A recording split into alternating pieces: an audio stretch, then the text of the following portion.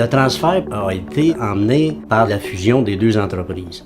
Parce qu'au moment où j'ai fait la fusion des deux entreprises, je devais racheter mon actionnaire dans Vanico pour fusionner avec Maronix à Port-Écal. Dans l'année qui a suivi, l'actionnaire de Maronix a pris la décision de se retirer. Et là, j'avais déjà un actionnaire que j'étais en train de payer.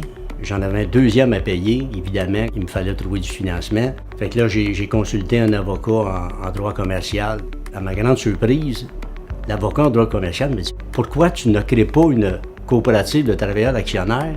Tes employés, ce sont tes meilleurs partenaires, c'est avec eux que tu bâtis une entreprise. » Une coopérative de travailleurs actionnaires, c'est fait pour impliquer les employés d'une entreprise. Donc, nous avons acheté là, un premier bloc de 10 % d'actions il y a 10 ans. Et puis, on participe au partage des bénéfices et on est actionnaire de la compagnie.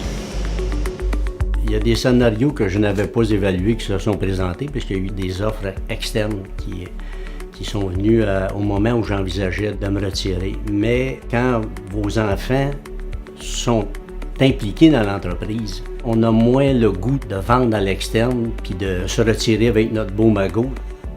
Le volet fiscal a eu un impact sur la structure que j'ai choisie pour la relève parce qu'il m'aurait été impossible, au moment où je l'ai effectué, de vendre à mon garçon ou à l'ensemble de mes enfants d'entreprise et d'avoir droit à l'exemption de gain de capital.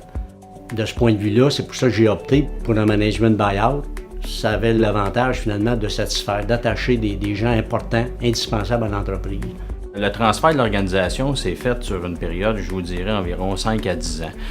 Oui, j'avais émis le désir devenir un investisseur, faire partie intégrante de l'organisation depuis très longtemps, mais ça prend un certain temps. Il faut gagner notre place, ça se fait pas du jour au lendemain.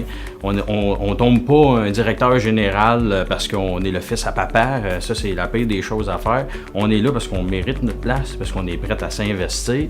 Ce management buyout-là, je tiens à le dire, ça fait que l'entreprise, dans les 5 dernières années, a progressé de façon plus soutenue, plus importante, malgré qu'elle a rencontré beaucoup de défis dans cette période-là. C'était un très bon choix pour assurer la survie de l'entreprise, puis la relève, ma relève finalement.